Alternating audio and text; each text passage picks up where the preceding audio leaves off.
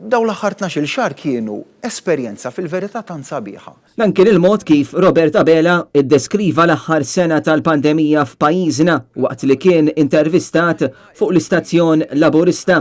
Robert Abela qal li huwa tallem ħafna minn din is-sena partikolari. Din kienet lezzjoni tal-ħajja niddeskrivihom l-aħħar xhur. Matul din is-sena sfortunatament pajjiżna kompla jara żieda fil-każi kull meta l-Prim Ministru ta' realtà falsa tal-pandemija bin-narrattiva ta' normalità li ninsabu f'ġenna u li ċ-ċittadini għandhom joqogħdu fuq kliemu. Obdu r-regolamenti kollha għaliex ma rridx li tħarbtu lis-sajf. Semgħid ħafna t-tieni mewġa u mhux it-tieni mewġa, l-mewġ fil-baħar qiegħed. Flok noqogħdu nbeżżaw bit-tieni mewġa u mhux it-tieni mewġa.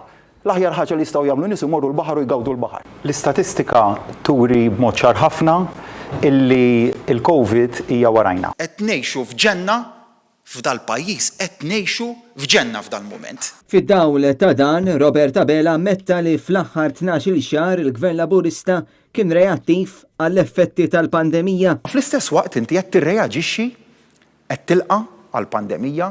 Intant il-Prim Ministru qal ukoll li fl-aħħar 12 xahar azzjonietu kienet mera ta' dak li qalulu n-nies, prova jindika li d-deċiżjonijiet li ħa jew in-nuqqas ta' deċiżjoni kienu responsabilità tal-poplu Malti Wawċi. Il-mod kif imxejna ġurnata b'ġurnata kien mera ta' dak li bdew jgħidulna n-nies. Robert Abela qal li l-gvern tiegħu huwa umli u mhux superf.